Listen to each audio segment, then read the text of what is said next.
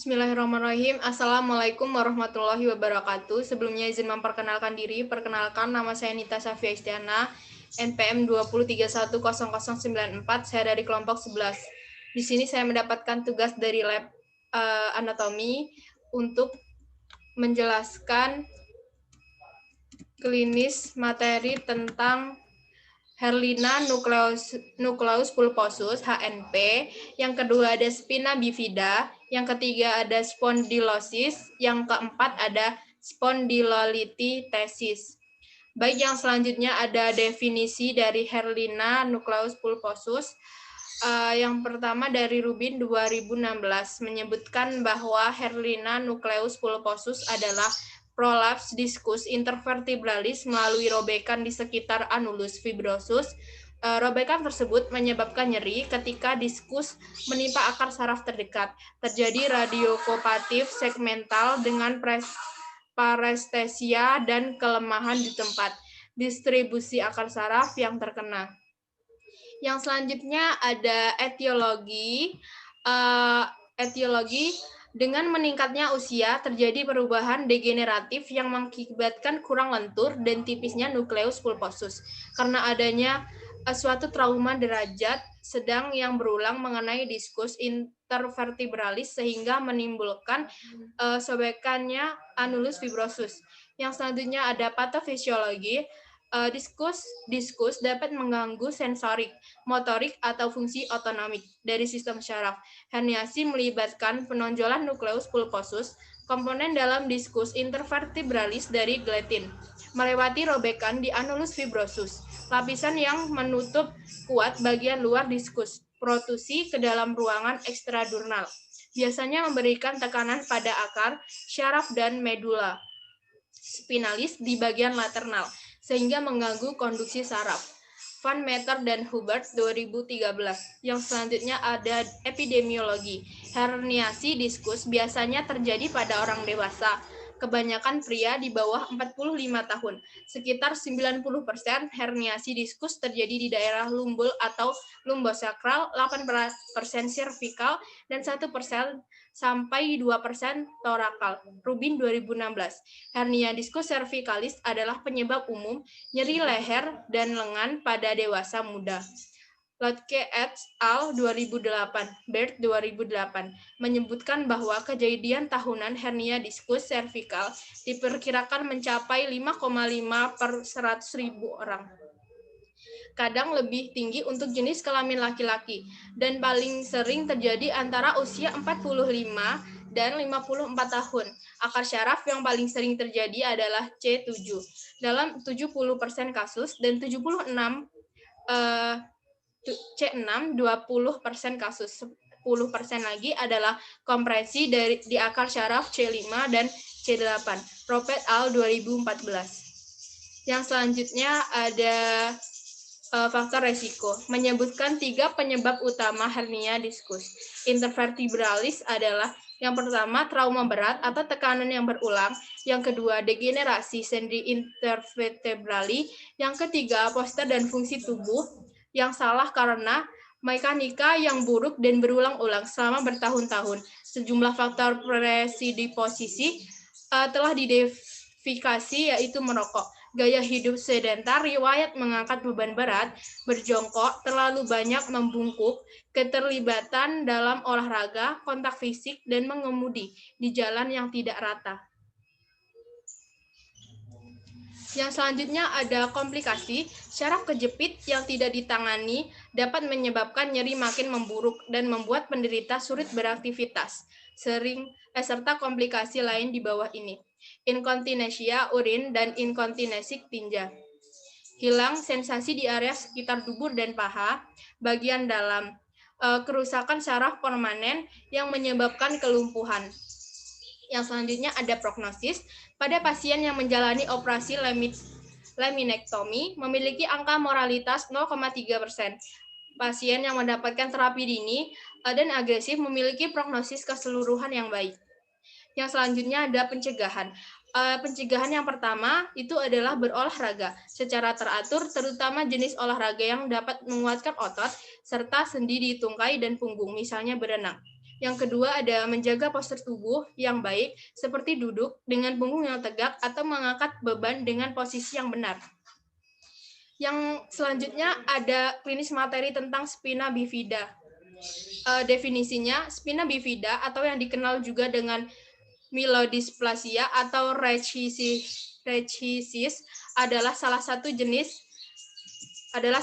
jenis dari defek tuba neural.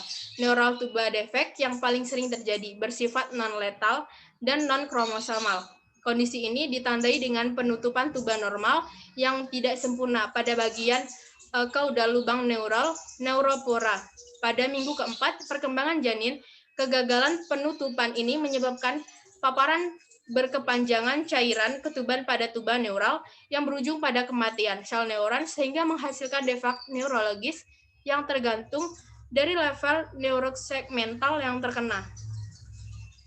Yang selanjutnya ada faktor resiko menyebutkan penyebab utama adalah Lettieriis Donphinomis, Marsuo S. L. Maspequen, dan Jupiter L. Masgrain.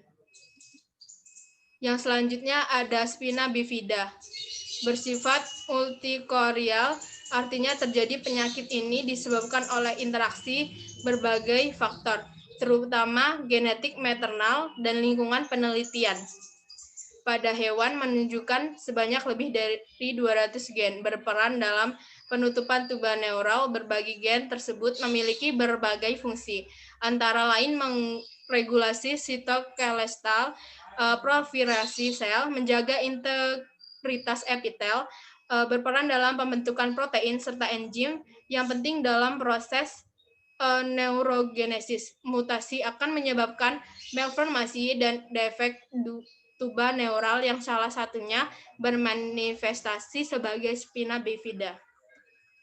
Yang selanjutnya ada patofisiologi. Patofisiologi spina bifida berhubungan dengan kegagalan plat tuba untuk menyatu dan menutup. Oleh karena itu, perlu untuk memahami embriogenesis dari plat neural. Spina bifida terjadi ketika daerah lokal tuba syaraf gagal menyatu atau ada kegagalan dalam pembentukan syaraf vertebral. Lengkung syaraf terjadi pada bulan pertama perkembangan embrio seringkali sebelum ibu mengetahui bahwa dia hamil. Beberapa bentuk diketahui terjadi dengan kondisi primer yang menyebabkan peningkatan sistem syaraf pusat. Meningkatkan kemungkinan patogenesis ganda. Yang selanjutnya ada patofisiologi. Tingkat spina bifida jenis lain bervariasi secara signifikan di setiap negara dari 0,1 hingga 5% 1000 kelahiran. Rata-rata di negara maju terjadi pada sekitar 0,4 per 1000 kelahiran. Di Amerika Serikat mempengaruhi sekitar 0,7% 1000 kelahiran. Dan di India sekitar 1,9 per 1000 kelahiran. Sebagian dari perbedaan ini diyakini karena ras dengan res Caucasia beresiko lebih tinggi, dan sebagian lagi karena faktor lingkungan. Ini paling sering terjadi pada orang Celtic. 12,5% 10.000 kelahiran hidup, dan jarang terjadi pada orang Asia dan keturunan Afrika. Yang selanjutnya ada faktor resiko. Faktor resiko secara umum terjadi dapat dibagi menjadi dua, yaitu faktor maternal dan faktor lingkungan. Yang pertama ada faktor maternal, yang kedua faktor maternal yang meningkatkan resiko terjadinya spina bifida antara lain faktor nutrisi, rendahnya asupan asam folat, metional, vitamin B12, zinc, dan vitamin C. Diet, konsumsi inositol, gula sederhana, dan air klorinasi, kebiasaan merokok, alkohol, dan kafein. Kondisi hipertemia, konsumsi obat-obatan, terutama asam valproat, penyakit atau gangguan yang dialami oleh ibu, seperti diabetes gestasional dan obesitas. Yang selanjutnya ada faktor lingkungan. Faktor lingkungan yang berkontribusi terdapat meningkatkan resiko spina bifida pada janin adalah polusi udara, baik di dalam maupun di luar ruangan, terutama CO dan NO2. Pestisida pelarut organik, senyawa yang terkontaminasi nitrat hidrokarbon, polisikilik, aromatik. Yang selanjutnya ada faktor lingkungan atau non-genetik juga memiliki peran penting dalam terjadinya spina bifida. Faktor lingkungan biasanya memiliki peran pada janin yang sudah memiliki kelainan genetik sehingga lingkungan lebih berfungsi sebagai faktor predisposisi. Selain faktor genetik, faktor maternal merupakan etiologi spina bifida yang krusial. Berbagai faktor maternal yang berperan antara lain diet, kebiasaan seperti alkoholisme, dan konsumsi obat antipilepsi seperti asam valproat. Yang selanjutnya ada penata laksanaan. Penata laksanaan utama spina bifida, khususnya tipe aperat, adalah tindakan operasi dalam 48 jam pasca lahir untuk mencegah infeksi. Operasi fetal selama kehamilan atau in utero dapat dilakukan pada usia gestasi 19-25 minggu di fasilitas kesehatan dengan peralatan yang lengkap. Selain tindakan operatif, tata laksana perlu dilakukan secara multidisiplin untuk meningkatkan kualitas hidup penderita. Yang selanjutnya ada komplikasi. Spina bifida tingkat ringan seperti spina bifida occulta umumnya tidak menyebabkan komplikasi atau hanya menyebabkan cacat fisik ringan. Namun spina bifida yang cukup berat dan tidak ditangani segera dapat menimbulkan komplikasi berupa kelemahan otot hingga kelumpuhan, cacat tulang termasuk sklerosis, dislokasi pinggul, pemendekan panjang otot, dan kelainan sendi. Yang selanjutnya ada prognosis. Prognosis spina bifida ditentukan oleh lokasi, luasnya lesi waktu, diagnosis dan penata laksanaan jenis spina bifida, dan adanya hidrosefalus. Yang selanjutnya ada pencegahan. Tidak ada penyebab tunggal spina bifida atau cara yang diketahui untuk mencegahnya sepenuhnya. Namun suplementasi makanan dengan asam volatile terbukti membantu dalam mengurangi kejadian spina bifida. Sumber asam folat transmusi biji-bijian, sereal, sarapan yang diperkaya kacang kering, sayuran, daun, dan buah-buahan. Namun sulit bagi wanita untuk mendapatkan 400 mikrogram asam folat yang direkomendasikan sehari-hari dari makanan yang tidak diperkaya. Secara global, tepung terigu yang diperkaya dipercaya dapat mencegah 50.000 cacat lahir tabung syaraf seperti spina bifida setahun. Tetapi 230.000 dapat setiap tahun melalui strategi ini. Yang selanjutnya ada spondylosis. Yang pertama ada definisi. Spondylosis adalah istilah untuk degenerasi tulang belakang, misalnya tali tulang dan degenerasi piringan antar tulang belakang. Seringkali istilah spondylosis digunakan untuk mendeskripsikan osteoaritritis pada tulang belakang.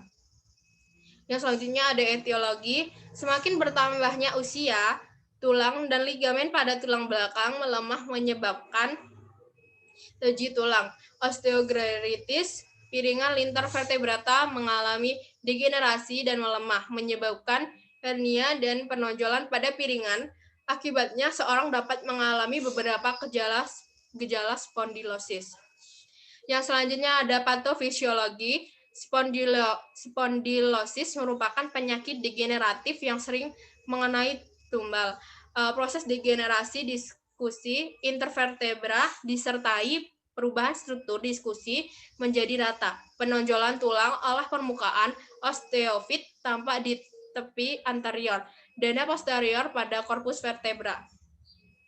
Tonjolan tulang yang menjual di bagian posterior dapat melewati batas foramen intervertebra, sehingga menyebabkan radiks syaraf yang keluar pada posisi sebelahnya. Diskus intervertebralis akan mengalami perubahan sifat ketika usia bertambah tua. Para orang muda, diskus terutama tersusun atas fibrokartilago dengan matriks gelatinus. Pada lansia akan menjadi fibrokartilago yang padat dan teratur. Penonjolan faset dapat mengakibatkan penekanan pada akar saraf Ketika keluar dari kanan spinalis yang menyebabkan nyeri menyebar sepanjang saraf tersebut. Yang selanjutnya ada epidemiologi. Nyeri punggung merupakan keluhan yang sering dijumpai. Kehidupan sehari-hari diperkirakan hampir semua orang pernah mengalami nyeri punggung semasa hidupnya. Nyeri punggung bawah tetap menjadi beban kesehatan masyarakat yang utama di seluruh dunia industri. Dari data epidemiologi menunjukkan nyeri punggung bawah masuk pada urutan yang ke-19 dengan presentase 27%. Dan prevalensi dirasakan seumur hidup sebanyak 60%. Menurut Demolin 2012, menurut World Health Organization WHO, 2-5% dari karyawan di negara industri tiap tahun mengalami nyeri punggung bawah dan 15% dari absenteeisme di industri baca serta industri perdagangan disebabkan nyeri punggung. Yang selanjutnya ada faktor resiko. Ada banyak faktor resiko untuk spondylosis, yaitu 1. Kelebihan berat badan, yang kedua cedera atau trauma pada sendi, yang ketiga predisposisi genetik, yang keempat orang memiliki pekerjaan atau berolahraga yang memberikan stres berulang pada sendi tertentu, yang keempat usia gejala seringkali dilaporkan pertama kali di antara usia 20-50 tahun. Lebih dari 80% orang di atas 40 tahun memiliki bukti spondylosis pada studi X-ray. Yang selanjutnya, jenis kelamin untuk orang 40 tahun. Osteoartritis lebih umum terjadi pada pria setelah usia 45 tahun. Osteoartritis lebih sering terjadi ditemukan pada wanita. Yang selanjutnya ada penata laksanaan. Pemeriksaan fisioterapi pada kasus low back pain akibat spondylosis lumbal meliputi inseksi, setresi, dan dinamis, palpasi, pemeriksaan gerak aktif dan fasis, pemeriksaan nyeri, pemeriksaan kekuatan otot, pemeriksaan lingkup gerak sendi, tes reproduksi, tes leg raising atau shear atau tes Leisuk, tes Berage, tes Neri, dan tes Palsafa. Pemeriksaan kemampuan fungsional, Dequibich, Backping, Disability Skill, Problematika fisioterapi, adanya nyeri, tekanan dan gerak pada darah. Lumbal 4-5, adanya keterbatasan lingkup gerak sendi, adanya penurunan kekuatan otot, adanya penurunan kemampuan fungsional. Yang selanjutnya ada komplikasi.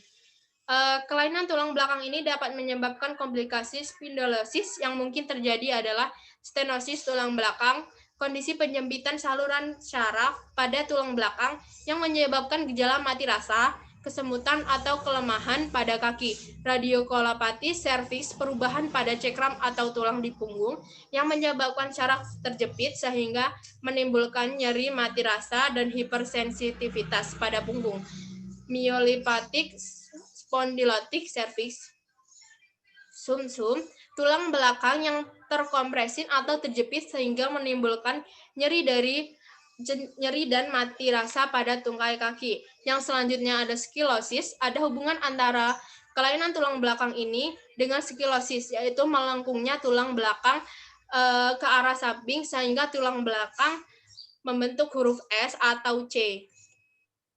Yang selanjutnya ada prognosis. Spondylosis menguntungkan banyak orang. Dengan spondylosis tidak memiliki gejala apapun. Apapun dari mereka yang mengalami nyeri punggung atau leher karena spondylosis. Spondylosis sebagian besar membaik dalam beberapa minggu setelah timbulnya gejala. Yang selanjutnya ada pencegahan. Seseorang tidak dapat menghentikan tubuhnya dari bertambahnya usia. Dapat melakukan hal yang meningkatkan kesehatan tulang belakang dengan mengikuti tips berikut ini. Yang pertama, duduk dan berdiri dengan benar. Yang kedua, belajar mengangkat dengan benar. Yang ketiga, berolahraga secara teratur. Latihan aerobik sangat baik. Yang selanjutnya ada raih dan pertahankan berat badan yang sehat.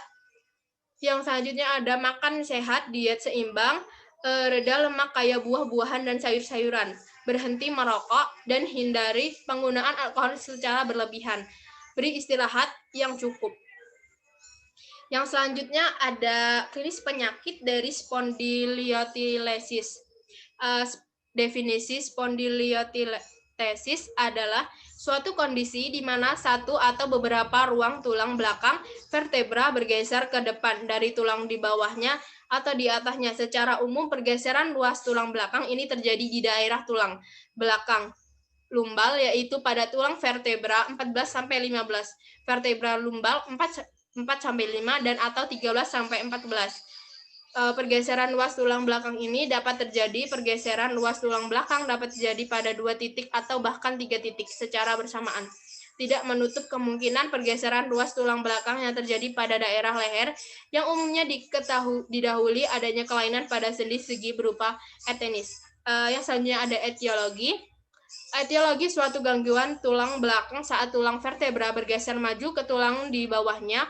Faktor resiko spondylosis termasuk olahraga yang memberikan tekanan pada tulang di punggung bawah seperti senam dan sepak bola. Genetika dapat meningkatkan resiko pada beberapa orang. Yang selanjutnya ada patofisiologis.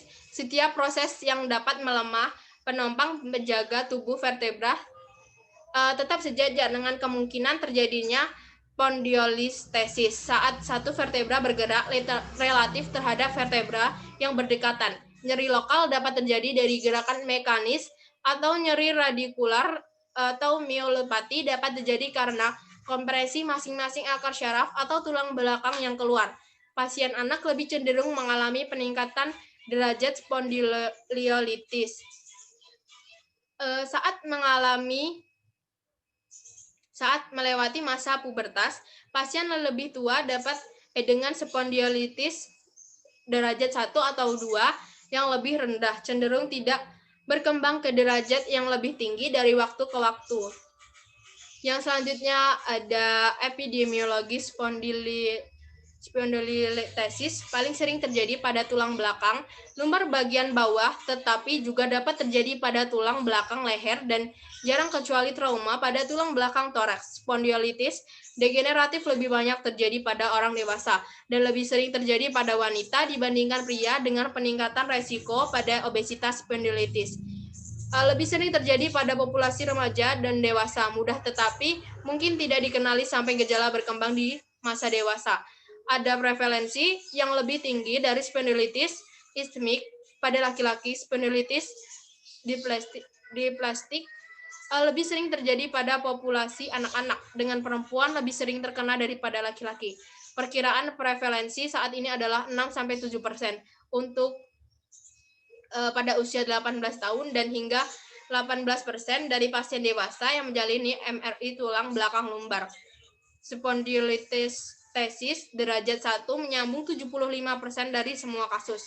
Spondylitis paling sering terjadi pada tingkat 15 L5 dan S1 dengan transesi anterior dari tubuh vertebral L5 pada tubuh S1 vertebral. Level 14-8 adalah lokasi paling umum kedua untuk spondylitis. Dan selanjutnya ada faktor resiko. Faktor resiko yang pertama, menderita penyakit sendi atau tulang, misalnya radang sendi dan spondylolisis, melakukan olahraga yang memberikan tekanan atau regangan berlebih pada tulang belakang, misalnya senam dengan angkat besi, memiliki keluarga yang juga menderita spondylitis. Spondylolitis juga diketahui lebih sering menyerang wanita, terutama berusia 50 tahun ke atas. Yang selanjutnya ada penata laksanaan. Penata laksanaan spondylitis tergantung pada usia, penyebab, tipe, dan derajat, serta tingkat morbiditas gejala klinis pasien. Tujuan utama penata laksanaan adalah mengurangi morbiditas dan menekan prognosis penyakit hingga tercapai remisi. Penanganan terdiri dari terapi konservatif dan operatif, sedangkan spondylitis tipe patologis membutuhkan terapi sesuai penyakit yang mendasari. Yang selanjutnya ada komplikasi.